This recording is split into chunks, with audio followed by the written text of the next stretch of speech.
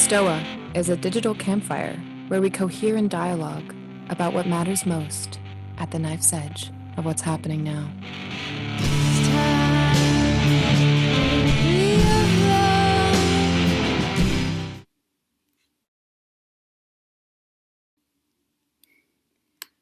Welcome, everybody. Welcome to the Stoa. The Stoa is a place where we cohere in dialogue about what matters most at the knife's edge of this moment. And today we have a session for Communitas Club where we are welcoming Jill DeTemple from Southern Methodist University, where she is a professor of religious studies and I think chair of the department as well, to talk about a tool called reflective structured dialogues. So before I hand things off to Jill, just to give everyone an overview of what to expect for this session, we're going to have a short presentation and hear about the tool, some opportunities for audience participation, and then we'll move into a Q&A portion and take it from there. So this is being recorded, so if you don't want to ask your questions, please, when you write them in the chat, just indicate that and I will ask them for you. And feel free to add questions as they come up and we'll throw them out there when we get to it. So yeah, Jill, please take it away. Well, hi. I'm so delighted to be here and be with all of you. Thanks to Peter and Margaret for bringing me here today. And to all of you again for coming. This is the most amazing thing that we're able to do this way. What I'd like to do today is talk about how I've been using dialogue in classrooms, and specifically using dialogue in classrooms to encourage engagement, belonging, and then some ethical reasoning with my students. I have an exercise I'll have you try so to get you sort of oriented to what this stuff is, and get you so you can have a feel for how this might work. So it'll be sort of a down and dirty crash course in what all of this is. I think it'll take about 25 minutes to sort of get through the crash course. And then I'd love to open this up for some conversation about what's going on. So please, though, at any time, if something is really unclear, or especially if you can't hear me or you just think I'm going too fast, stop me, ask a question, because I get really excited about this stuff and I can start talking really, really, really quickly. And that's especially hard over Zoom. So with that, I'm going to do that thing we do and share a screen.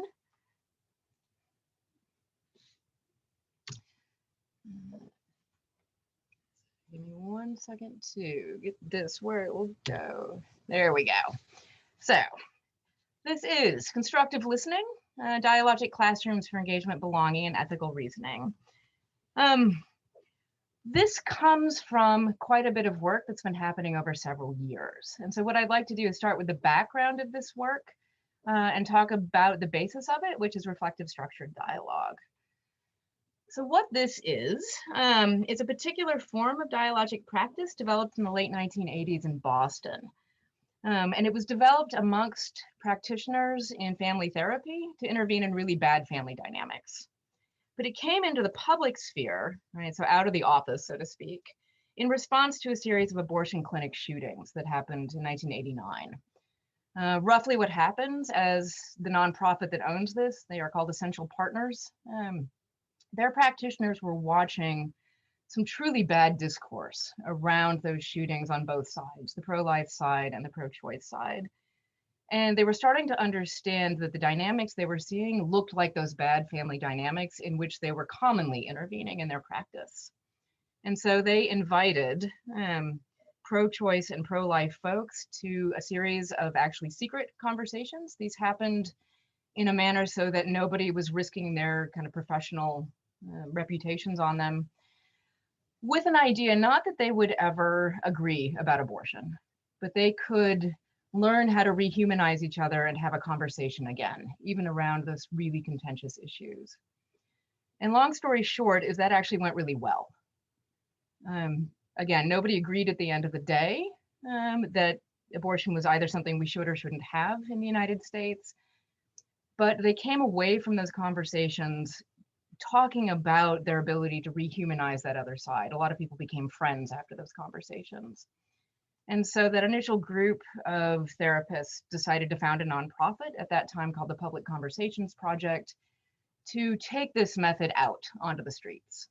And here's what the method is. It's called reflective structured dialogue, and it does indeed privilege reflection as a practice. Right? This is one thing that makes it a little bit different than some other forms of dialogue that are out there you may have run into. It gives people time to reflect before asking them to answer a question or offer some new idea or revelation. So one thing I have learned to do in classrooms, for example, is just ask people to take a minute and think about before I then go back to my students and ask them to answer the question. It's like this pedagogical deep breath. And we've engaged reflection before we have people speaking, before we have them listening. I now engage it just to start a class. We kind of make it a ritual in the work. So that's a really important piece of this. One thing I actually want to back up and realize I didn't say is I got hooked up with these good folks at Essential Partners through their current co-executive director, John Saroof, who was a college friend of mine. We've known each other for a really long time. He came into Dallas in 2014, and we hadn't seen each other in forever. I just went out to have a drink. And the more he was talking about using these methods that I'll give you this overview of here in just a minute, the more I understood that would be really useful, especially for my graduate students. I teach folks to go out and teach religion in public universities and in private universities and in other places. What I hadn't been teaching students was how to have the difficult conversations around religion that invariably come up in our classrooms. Not so sure, I don't know where all of you are coming from, but at least in the United States, and especially in the Southern United States, we have students who were actually told never to speak about religion or politics because it would be impolite. And so when we bring them into a religious studies classroom for the first time, they really don't know how to have that intellectual conversation about what we're trying to talk about. They have no notion about where to start. And we weren't doing ourselves a favor by not training our PhD students into that sort of discourse about how to have the conversation. So I got really interested in what he was saying, and he got really interested in what I was saying about teaching on a university campus, because he was getting called more and more often into sort of bias incident problems. Public Conversations does, or Essential Partners now, does a lot of conflict mediation work, a lot of conflict transformation work, and they've been increasingly called onto college campuses. And so he wanted to know more about the culture of those campuses. And the more we started talking and continuing to talk about things like free speech issues, the more we realized we really wanted to develop something. And also John was in conversation with other folks on other campuses. So he brought us all together. And what you'll hear when I get to Dialogic classrooms is the result of all of those conversations and a lot of research that we've done. But back to reflective structured dialogue. Again, really privileges taking that breath for reflection. Then we use structure to hold the conversation. Most rooms you're in, after you've been there about 5 minutes, you kind of know who's going to talk and who's not going to talk. It's certainly true in classrooms. We even know where those people are going to sit in the room. They're probably our first row off to my left. And it's those 5 people, even if I have a class of 35 or 40. And that holds up certain structures, but it doesn't allow our quieter people or the people who may need a little more time to process a lot of room to speak or contribute in the room. And so when we do a full-on reflective structured dialogue, not only do we give that time for reflection, we put a timer on people. I will give you, let's say, 90 seconds to think, and then everyone will have 90 seconds to speak. Before the days of COVID, we would pass the timer around a circle. Now we create that circle on Zoom and the facilitator holds the timer, right, just using your phone. And that structure, and we ask a specific question to which people are to respond. That structure allows people to, first of all, speak to what's true to them. They've had time to reflect on it. It also allows them to really listen to other people. When you've had that time to think about what you're going to say, and when you know that you will have your 90 seconds or 2 minutes, you can just sort of stop worrying about your own performance, put that aside for a minute, and actually really engage and listen to what somebody else has to say. For a lot of my students, that's been the revolutionary part of this. They realize they're really listening in a classroom for the first time ever, especially if they're more nervous about speaking.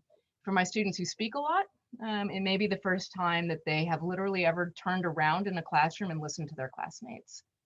I have one particularly gifted student who just graduated who talks about that first time he turned around to listen to everybody else in the room and how powerful that was for him because he realized he hadn't been doing it. He was one of those guys in the front row always talking. Then finally, we spent a lot of time in Dialogic classrooms emphasizing listening to understand and speaking to be understood. So this is not the usual academic mode of persuasion. When I want students to write a paper for me with a thesis and use evidence, that's a persuasive piece of writing, and I still want them to do that.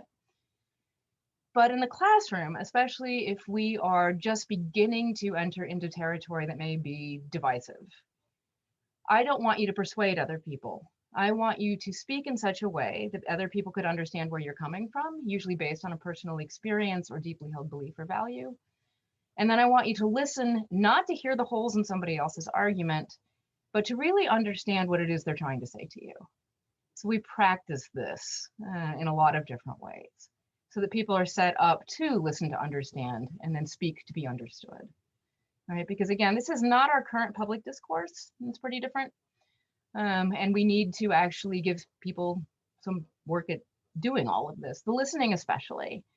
One thing we've come to understand is that in most of our academic curriculum, we give students real credit for speaking and for writing. Both of those things are literally tagged, for instance, in my curriculum here at Southern Methodist University. We never teach them how to listen. It's not this sort of trophy you get in your curriculum, or you probably never got a listening award in high school, where you may have gotten a writing or speaking award. And so we're learning we really have to emphasize the listening part if we're going to move people into this space that we're trying to create. So the result of that, my meeting up with this friend and us doing some research and talking a lot with a lot of other really talented people, is indeed something we've come to call dialogic classrooms. What we're trying to do in those classrooms is inculcate a culture of curiosity, right? To use those skills I was just talking about, so that students will turn to other students and say, so what do you think about that? I knew this was really working when indeed I realized I had a class a few years ago on social science where students started speaking in that sort of 90-second snippet. They started doing it very naturally. And then they would just turn around to their classmates and say, so what do you think about that? I got to pull back. They were genuinely curious, and they were having amazing and intellectual conversations that were at a completely different level than anything I'd had before. So this is something we've learned we really want to emphasize, and we talk a lot about why curiosity is good for you, why it's going to make you a better student, why it can help you even outside of school.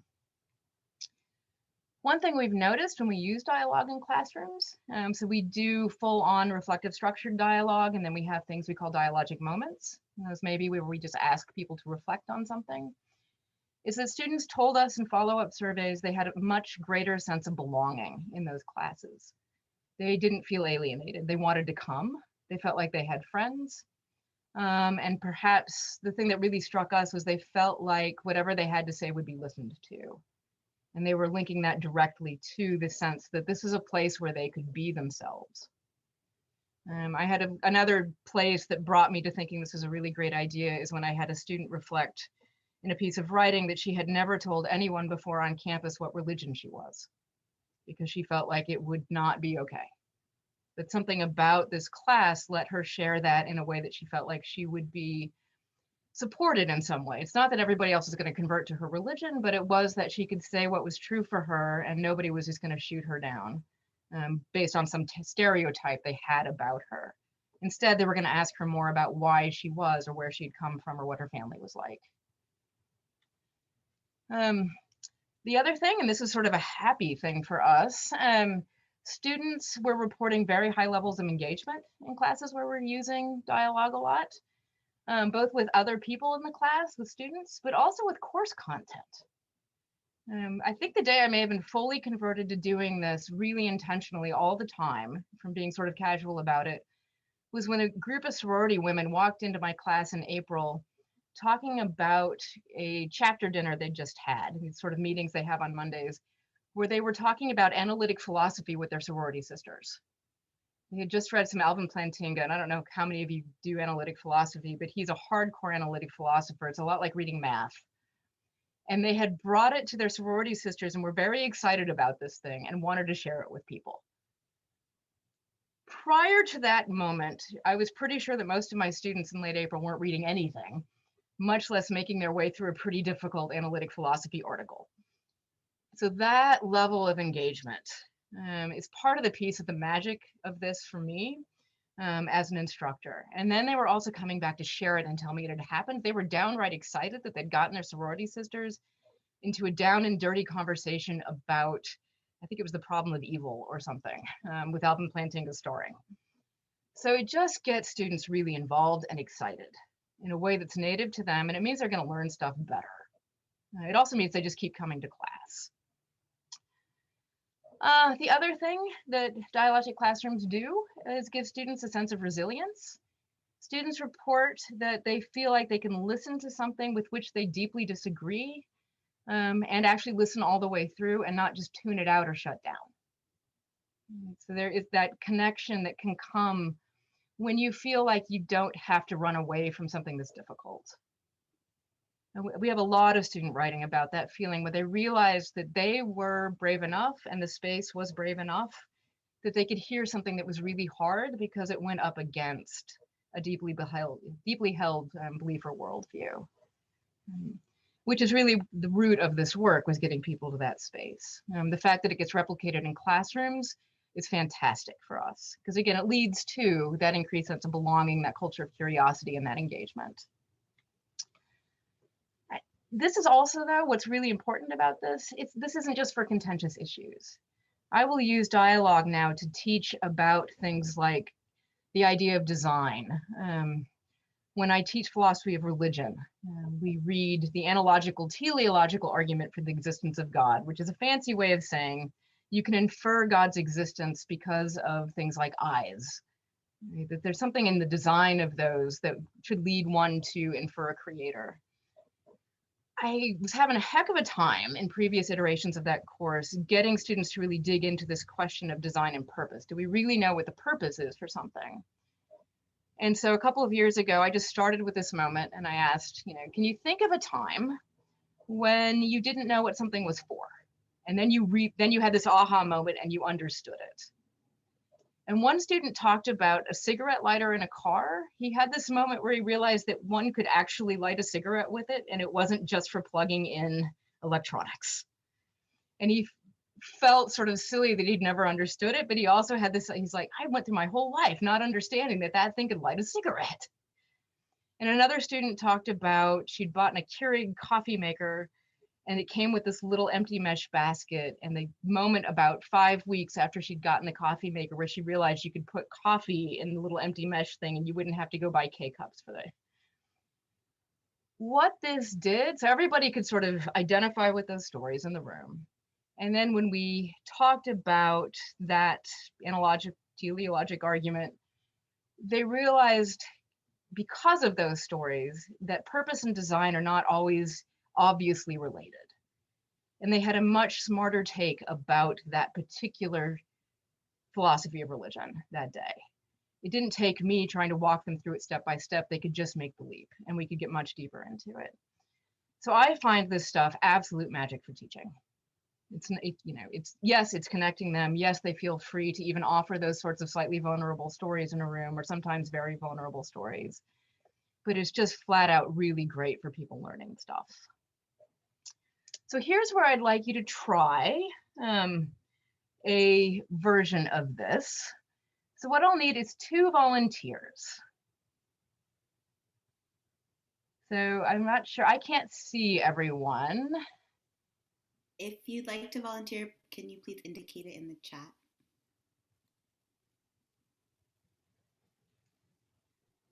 Don't all rush at once. I mean, Margaret and Peter, I can pick on you guys too. So we have Andy. Okay. And Teray. Thank you. Okay, Andy and Teray. So here's what I'd like you to do. Andy, you're going to be person A. This is an exercise we run students through to get them to know the difference between asking a genuine question of curiosity, right, and a rhetorical question, which is not so curious. And again, it's getting them to understand what we mean when we say speaking to be understood, listening to understand. So here's how this exercise works. Andy, you're going to make a statement, and it should be about something you care about, but not necessarily something that is life and death. So maybe cat videos are the best thing on the internet, or maybe universal healthcare is an absolute human right. Pick something that matters to you. And then Teray, you're going to spend a minute, and I will keep a timer on you, responding to that question with questions, but they're designed to persuade Andy out of his stance. Right. So if Andy says cat videos are the best thing on the internet, you might come back with, how could you possibly believe that? We all know chameleon internet, videos are the best thing on the internet. And you're going to keep going back and forth, right, for 1 minute. And then I'm going to have you do something else. So you guys ready? So if you two would unmute, yep. And Andy, go ahead and make your statement. Education is a human right. Quality education.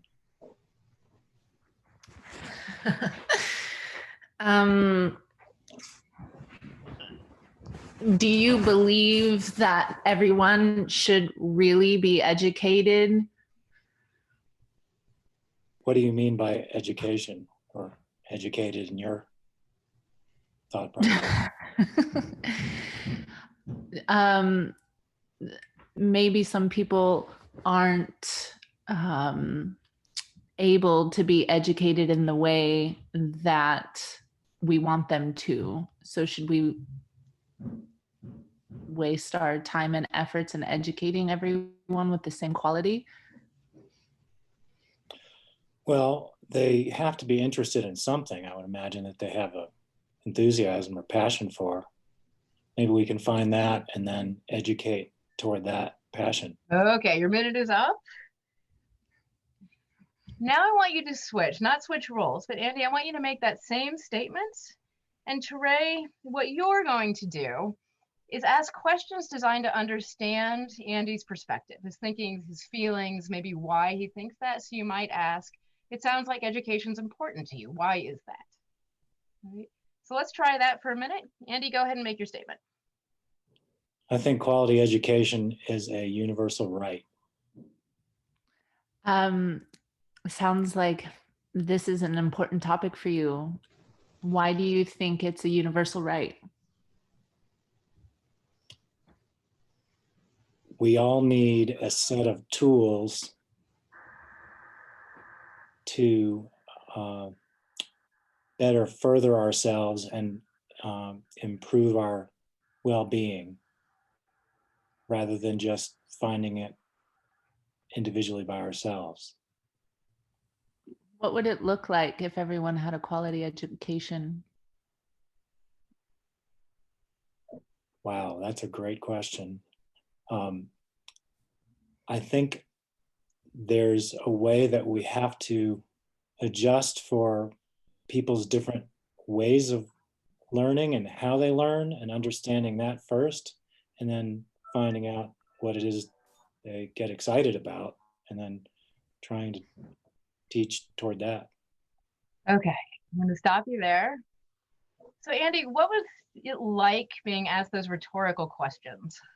Oh man, it really makes you think more deeply about your stated belief, and have not only a plan but some kind of, I don't know, deeper explanation of why, how did you come to this? Yeah. Put you on the spot. Yeah, so it sounds like you're actually talking about that second, those curious questions, right? Because she came Yeah, back yeah, to you. sorry. Yeah. I'm sorry. Yeah, what would that actually look like for you? Yeah, and that's what this exercise is designed to do. Teray, what was it like? What was the difference for you between that first round and that second round? It was, it's easier for me to ask questions from a place of curiosity to understand things. So when I had to role play the first scenario, it was a little bit more challenging to have this underlying motive to discredit Yeah. the statement. That challenged my thinking. Well, yeah, a lot of people get really anxious when they have to go into that rhetorical persuasive mode, right? Mm. Yeah, so this is the kind of work we do with students to really show them the difference between what it's like to sort of ask a question to attack and what it's like to ask that more curious question. And most of our students would come away with a very similar response with like, wow, I learned a lot more about my own convictions around that issue, for example, when you actually asked me, you know, what would that look like? And they also report not being as anxious and they report listening to each other much better. So thanks you guys. I'm going to take another just couple minutes to finish up with talking about what these classrooms look like and then open it up to some questions. This is based on some research. We got a large grant to look at what happens when we train faculty into dialogic classrooms, and then we surveyed their students. And so when we asked them to rate, so the opportunity to dialogue in this classroom helped me feel a sense of belonging in the class, what you see is this overwhelming agreement that it did. It was so overwhelming, actually, we went back to retool the question. We thought we'd completely blown it because it didn't seem statistically possible to us. But this range was absolutely verified each and every time we did it. Overwhelmingly, like 90% of students talked about belonging in dialogic classrooms and having that sense increase because they've been able to talk to other classmates in the way that dialogue encourages. This is the course content question. Please specify the degree to which dialogues held during class helped you better understand course content readings.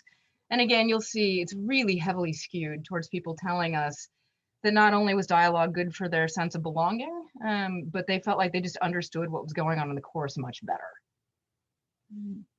And there's something about, I think it's their engagement. And we need to do more research to understand why this is true. But again, if we've got sorority women bringing up analytic philosophy at chapters, I think it's because they were reading more and talking about it more and just feeling like it belonged to them in a way that maybe normally isn't the case.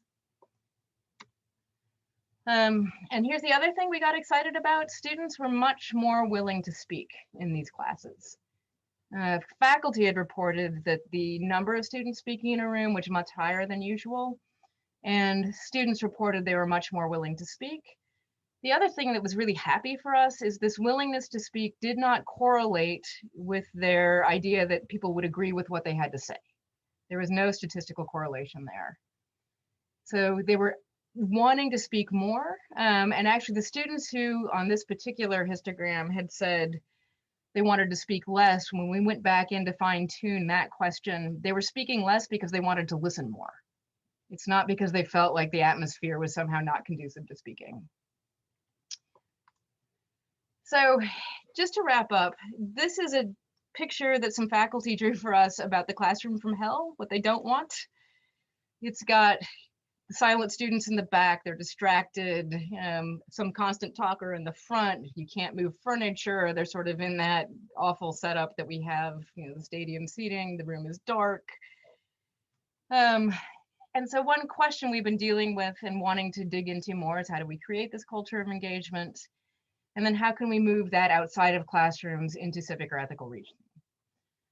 How do we go from that awful diagram to something more like this, where students are fully engaged with each other in a way that they could take, you know, outside of this particular controlled atmosphere of a classroom?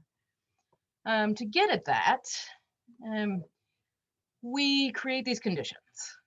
One reason that those classrooms work is we have communication agreements that students themselves create.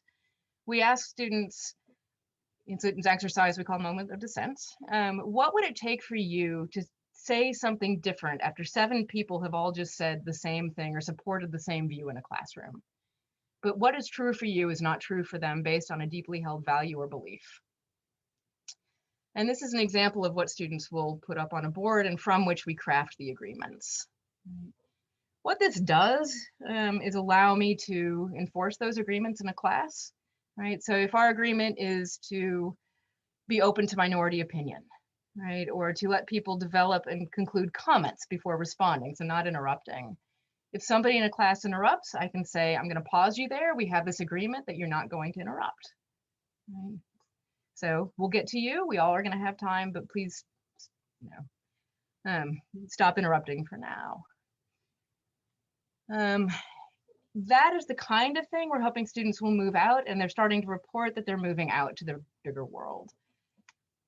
One way I'm having students think about that bigger world is with this question: how do you want to be in the world? And this is developed with a university ethics professor, Steve Long, here at Southern Methodist University. For him, this is sort of the basis of ethics. And I just wanted to share a couple of answers that my students have given to this question when posed to them. I want to be someone who understands all sides of a problem before deciding what I think, and someone who is always open to new interpretations. This class helped me see a new way of doing that through non-combative discussion. I don't want to be known as someone who doesn't listen to the other side of an argument, because this doesn't get anything done. This class taught me the value of listening, actually listening, to try and understand where other people are coming from. And then this one of my absolute favorites. I have not by any means become an eager political reformist who goes out to peddle their beliefs on the street corner, but this class did teach me that dialogue between people that don't agree is possible, and it can be civil, understanding, and productive. I used to joke that I was a passive anarchist waiting for civilization to crumble under the weight of Twitter and all of its friends. However, our dialogues and the outlook of the class gave me hope for a world where I can listen and be heard by people who don't have the exact same political beliefs as me. After all, we can't get anything done if we're not listening to each other. She then went on actually to name the US Congress as an example of people not listening. So that is the hope, and that is the basic approach to this thing, and I welcome your questions and comments.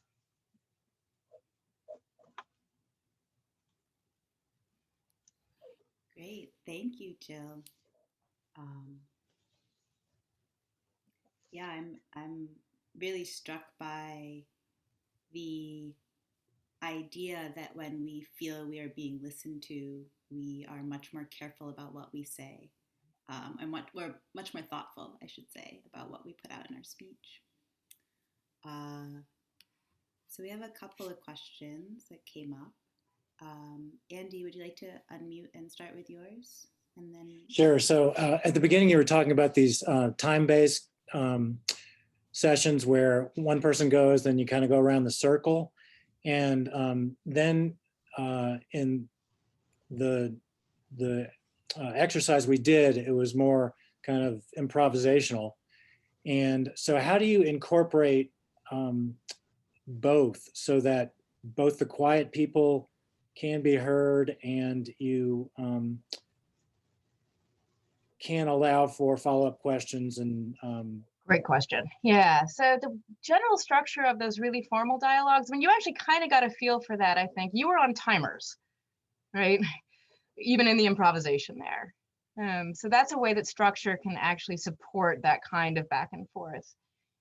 But there's a general structure to most of those formal dialogues. And the first question, the first go round, asks people to tell a story that would help us understand how they came to believe what they believe about guns in American society, abortion, whatever the thing is. So everybody will speak one at a time about that. And then the second question generally digs a little bit deeper into what is the heart of the matter for you? What values are you drawing on as you think about what you believe about, whatever the thing is? And then a third question will ask where you feel pulled in different directions, right? Most people, even if they're sort of hard on one side of an issue, do have some reservations, right? So if you're a hardcore Second Amendment person here in the United States for gun ownership, You know, they may still feel like not everybody should have a gun, and they may have some reservations, and that allows them to express that complexity for them. And then there's a fourth round where we have encouraged people throughout the dialogue to write down their curious questions for one another. And that's when we give them about 20 minutes of back and forth of those curious questions. Right. So I did a gun dialogue in a class here in Texas, something I never ever thought I would want to do. I went with fear and trepidation into this thing. And somebody in his first round was talking about growing up in a very small town. There was no movie theater, and they entertained themselves by running around his backyard with rifles. And so a student who is not, she's from an urban setting, you know, this entire time she's dying to ask the question she finally got to ask in that open round, which is, how big is your backyard? She couldn't picture acreage, right? She came from urban California with a pretty small, you know, and they came to understand that they understood guns really differently. She was thinking of sort of gang violence stuff, which he couldn't really imagine, right? And he was imagining shooting feral hogs because that's actually where you need a pretty big weapon here in Texas. And they had this aha moment where without those stories, they would have just said sort of, I'm pro Second Amendment, I'm pro gun control. And they never would have understood that they're not even really talking in some ways about the same thing. It was just amazing to sort of watch them unfold and have these moments like that. So that's where that back and forth happens. But it's after you've heard somebody's story, their values, and the complexity of that story, because that sets you up to ask the really great, curious questions that are going to move you along. Yeah, great question. Did you have a follow-up, Andy? Okay. Evan, would you like to ask your question?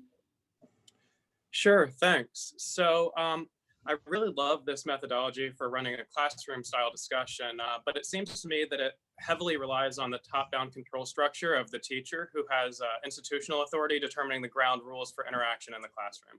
So I'm curious about your thoughts as to how we can use this sort of thing in the kind of wild west of modern political and social discourse, specifically because the ground rules of debate are often themselves points of extreme contention. So for example, we look at the debate playing out in the news right now regarding the presidential debate structure, where muting candidates during the other candidates' specifically allotted time is highly contentious and being resisted by one of the campaigns. So just curious to know your thoughts on that, because I love the methodology.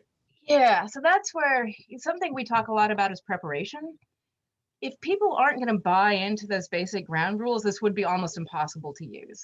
I do think the killer curious question is really useful. That's something I take out, even if we haven't had this discussion about what rules we're going to operate by, even if we don't have a facilitator. A couple of you guys, when I first came in, I've got this little ninja figure that is my Zoom icon. That came from a group of faculty who talked about being a dialogue ninja in faculty meetings, which can be truly terrible, where they would, even if they don't have the authority in the room, they've started using some of these techniques to say, you know, I don't think you're in, you know, you didn't mean for that to sound that way, right? And I don't think your intentions were bad, but it really landed that way on me. Do you think you could say that a different way? And they just kind of back it up before it explodes in the room. Right? Because that's another thing we talk a lot about in the work is the difference between intention and impact. And if those things aren't aligned, that's when things can go badly really quickly. But back to your debate question, again, the one reason this works in classrooms is because we co-create those agreements. And you're right, we co-create them because I make them do it because I have the authority in the room.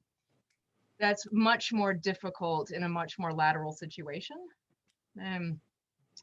But I do think I found myself sort of out in the wild using a lot of these ideas, and my students have as well. They'll come back and report that they've just learned to ask that curious question about the experience that leads to the belief. A couple of years ago, a student walked up to me during my office hours, and I thought she was there for a paper or something. And she's like, I just wanted to thank you. Thanksgiving was so much better. She had managed to ask, you know, she's polarized from her family, and she'd managed to actually just ask, could you just tell me a story that would help me understand? Like it took everything she had in that moment to back it off and ask. And turns out there was something really deep in the story where they could relate and have a more real conversation over something that was very contentious. And she could remember their relationship better in the moment. So that's something I think people are able to do, right?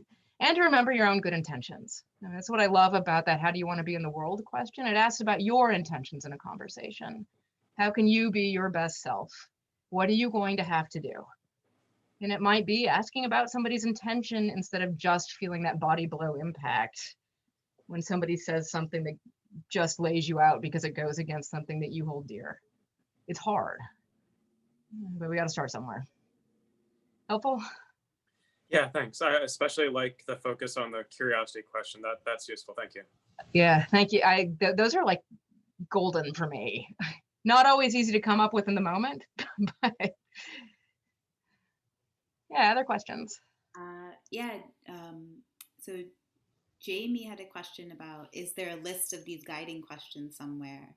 Yeah, so Essential Partners, which is www.whatisessential.org. I'll put that up in the chat for you in a second. They've actually got a red-blue guide, which that's US terminology. I don't know how many of you are coming in from where, about difficult conversations that has a lot of these sorts of guiding questions in it. So you can, I think they ask you for the price of your email address. But then you're free to use some of those materials. They also have a section on higher education and a few others. Religious groups, I think, is another place that they have some publicly available materials. So congregations that might be divided over sexuality or other issues. I'll get that up for you guys.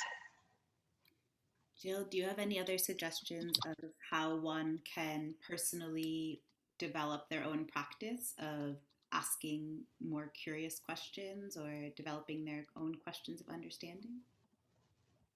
Yeah, I think just the practice of that reflective moment, the taking a breath. Sometimes I'll ask myself, did I take a breath or did I just react? Right, because your brain is geared to react. One reason this is so hard, if you know, your brain can't tell the difference between a physical threat and a viewpoint threat. So when somebody says the thing, you're responding as if they literally are trying to hit you. That has been really useful information for me to have, because I can sort of say, okay, I'm triggered into fight, flight, or freeze, and that means I don't have access to my rational brain right now, and it'll probably be about 20 minutes before I do again. So if I can take a breath and maybe shift over and then come back. The coming back is hard, but if I can come back into the space and say, so then I can come up with that great curious question. But yeah, just knowing your own limitations about that, but also knowing your strengths. Where can you lean in, right? So I'm a teacher. I'm pretty good at coming up with questions in the moment to move a conversation along amongst people who probably want to be taking a nap, right? I can lean into those strengths, and maybe especially if it's a group, ask one person that one curious question that might help us go. So if your job is, my husband works with spreadsheets all the time. His job is, he's really good at organizing and sorting stuff out. He might be better at taking a more organizational approach to that kind of thing, because that's how his mind works. But yeah, just a lot of practice until the question that you would normally never ask becomes something that you can. I'm an introvert. It takes a lot of bravery I never thought I had.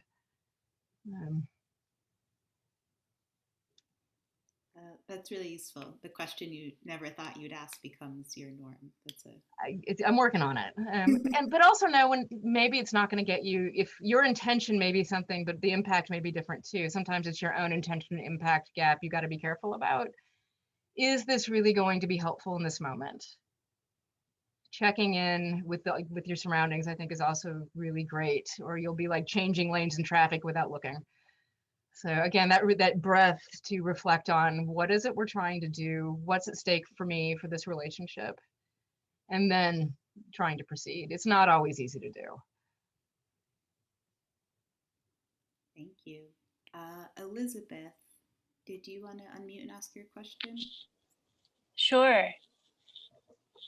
I was curious. I have a teenager, and I'm just wondering, as a facilitator myself, it's been a challenge to always understand how to pull the group in that sort of pregame capacity to actually do this work together, or any work, frankly.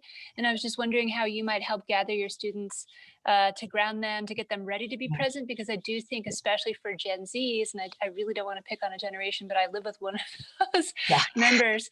I know how many distractions and how tempting it is to be absorbed in other things that do not require the same type of human groundedness to interact with and to relate to humans all the time. Yeah, no, that's such a great question. Thank you. So another principle of the work that you'll hear a lot if you hang out with essential partners people is connection before content, people before process. And it's something I have taken to heart. I connect my classes now before we start anything. And right now it's super challenging because I've got about 14 of them on Zoom and 4 in a physical classroom, and we're trying to bridge the Zoom room gap amongst all the other gaps we're normally trying to bridge. So one thing I found really effective, and we did this, I was just teaching at a high school about this stuff, and it worked for that age group as well, is to just do a connective moment. So for the high school, because we were virtual, we put them into smaller Zoom room breakout rooms and asked a connective question. So it was, what band or artist gets you, right? Talk about that. And we had them model the weather forecast for their mood they were in that day. Something you're recently in love with is a great question. One good thing about today is another one that I really like. My students here on campus just did some beautiful things with that one. Today we did one thing you said hello to. Maybe one thing you're worried about. So those questions that allow people to share something that's not too, one thing you'll notice in those agreements is we can pass or pass for now. I need to give people agency over what they say in a room where they're not with their best friends. They're, with people they may even be opposed to on campus. So it has to be something you could answer in any number of ways, and you choose the depth to which you're going to go and to which you will share. But I will now take about 3 or 4 minutes at the beginning of every class to make sure we just have that moment so we can be in a space together. And as a teacher, it's fabulous because I can get a read on the room. The other thing I did for this semester is give people emojis, because I can't see them behind the masks. And then I was doing emoji check-ins. How are you feeling? And the day that they all held up the anxiety emoji, I knew we needed to take a minute and talk about what was in the room. Super helpful, because it's going to be in the room no matter what. It's better if you know that it's there. And, getting back to teenagers, they want that. They really like that. They like being listened to that way and interacting with peers that way. I find that to be a pretty native motivation for them. They think it's fun. I'm not sure my kids would think it's fun if I went home and asked them to do it. But it's fun if somebody they're not related to and in a bigger social group asked them to do it.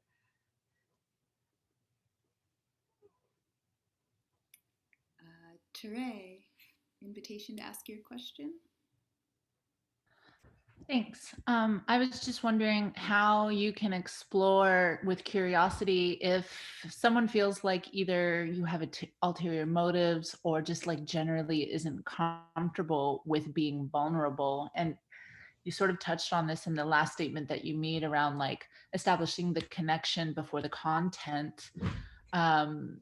But I'm wondering if you have more on how, for people that have a lot of armoring, how do we switch? How can we help engage them into like switching into that curiosity and let them know it's like a safe place? I think the first thing I would say, it's never completely safe, but it has to be a brave space and a safe enough space. And we do that through kind of relentless scaffolding. So you don't start with the gun dialogue the first day.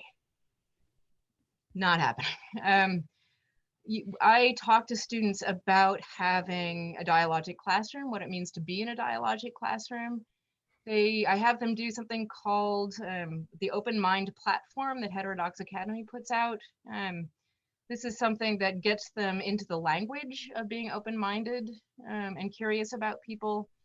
And then we do these connective exercises. I have them do that, questions of persuasion or understanding. We create those agreements for the room, and then we can start having the conversations. And for most students, that's enough. It gets them feeling like they are supported, if they're not going to fall into a black hole. The other thing about the dialogues is you always have that option to pass or pass for now, and you always choose the story you share. So students will self-regulate, rightly so. Some of them go really pretty deep, amazingly so. And some of them are more reserved because they never feel that that's appropriate for them. So does that help, Trey? It helps, and I'm not in a classroom environment, and I'm not, in that container. And so as I'm thinking about how to apply this to everyday life, right, that environment isn't the everyday environment. And so I'm wondering if there is like a way to create that without having all, that entire environment that comes with education is wonderful. But what about on the streets? What about, one-on-one in, a parking lot? I mean, how do you? Yeah, those connective questions are amazing. So I've been doing a lot of this work where I'll be with like a nonprofit, and I'll just go around the circle and have, you say your name and then one thing you're recently in love with.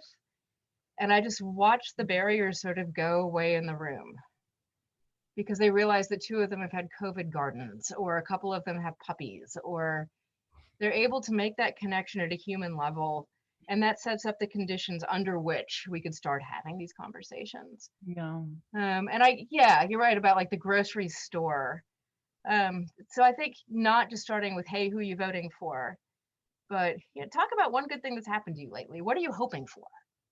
Hope is a really powerful concept, right? So what are you hoping for lately? Where are your hopes lie? I think that's a way of rolling back from issues and into the values under the issues that can make people able to speak about what's true for them in a way that isn't so confrontational. Yeah. Thank you.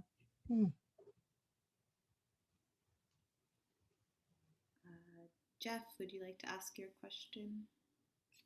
All right, I'll give it a go. I'm going to just read it though. Have your response surveys measured retention of content? What you showed us was an impressive attitude change, and it kind of measures up with some experiences I've had.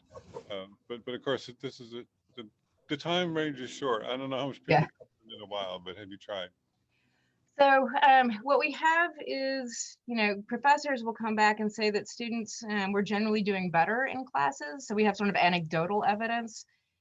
Because that was not measured in our surveys, we can't put it forth as, research stuff. But what part of the research study also, we interviewed professors about what they were doing in classes and what they hoped to get.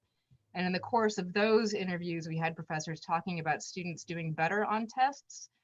And then I can also tell you from the student responses, they were spelling the name of French theorists right 6 weeks later, which is not normal, because they had that theorist presented to them along with the dialogue. And so again, all the anecdotal evidence would support the students' report that they're actually learning stuff better. This is research I really want to do, really, really, really want to do. I'm looking for funding to do a much more broad scale study that would actually incorporate that. And then also how this may be either proportionally or disproportionately spread across different identity groups as well. Because we coded for gender and class status, so like sophomore, freshman, senior, but we didn't dig into things like first generational status or ethnicity in the survey that we did. And we think it's important. So that's research that we want to do going forward. I think I've sold that it's at least very plausible in the classroom setting where you have an extended engagement, but for people who are just meeting up for an hour, I'm wondering how we escape the either agree to disagree or just talk about things that no one could disagree about, which is like, what your favorite animal is or something. But I think for the longer engagement, it makes sense. As people feel safe, then they're gonna engage, and there'll be a lot there for them to do. Sure.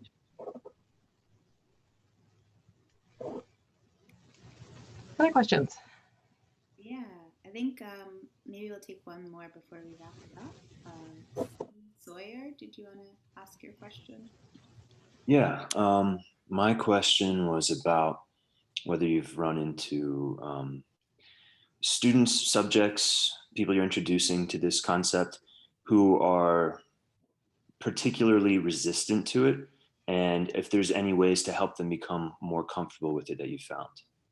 Yeah, I have students who are terrified of this. But so there's sort of the two groups of students who I find have a difficult time engaging initially are students who feel like it's sort of a Trojan horse where I'm trying to convert them into some sort of viewpoint they don't natively hold. And that the discourse around open-mindedness, they're like, no, I know what I think. And then students who are on that more vulnerable side who really are uncomfortable being asked to engage this way. And that takes some scaffolding and experience. I ask them just to try it, and I point out that they don't have to share anything they could pass the entire time, that would be fine. But that maybe they should think about trying to listen to understand. And a couple of things. That app has been really helpful for me because it's not me talking to them, it's the app, and it's sort of gamified, and they level up, and they and it's sort of businessy in its orientation.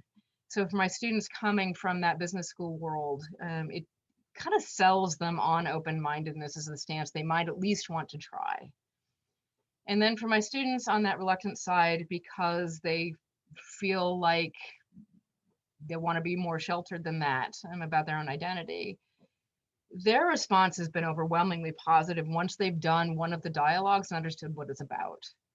I'm remembering a particular student who came up to me after our first one in a class and just said, I was so skeptical of this. I didn't think I'd want to share anything. I just had this amazing conversation. This is great. For the first time ever, I feel like I'm sharing things that matter with classmates and we're not just talking about stuff. So for her, it was a matter of trying it. And I've been amazed that I really don't have dissenters. Like, it's students universally are coming back and saying that this is something they want to see other places. They're trying to embark on other places in their life, and it made the course better for them, no matter who they are. I would say, you break up your campus social groups, but it's my Greek students, my athletes, my first gen students, my immigrant kids, like they all are finding a way to intersect with it. And it's just making class a lot more interesting for them, frankly, than listening to me talk about something. So yeah, it's so far just been a matter of having them try it, getting them beefed up to the place where they think they can try it, and then they kind of carry it from there. I facilitate their trying it, and then they take it forward. Thanks. Okay. Any closing thoughts or reflections, Jill, that you'd like to share? Yeah, this has been so much fun, and these are such great questions. For those of you again who are interested in this, we would love to hear from you, or just keep the conversation going. So again, if you talk, either send me an email or go to that Essential Partners website. There's a lot of stuff that we've made available there that I think a lot of you would find useful. All the kinds of stuff from the research project, and then actual examples of Dialogic syllabi and exercises for courses. And then aside from the higher ed piece of it, things like that red blue conversation guide, which are more geared towards those coffee table conversations a lot of you were wondering about. They're really good at this. But thank you all. Great. Thank you so much for Thank you. sharing with us. Thank you for taking the time. Really quickly, just to let everyone here know about an event that's happening at the Stoa this evening. We'll have Derek Sivers here today at 7 p.m. Eastern to talk about entrepreneurialism, it's a difficult word, as a spiritual practice. So come check it out if you're so inclined, and keep an eye out for our next segment of Communitas Club. Thank you again, Jill. Thanks, everybody.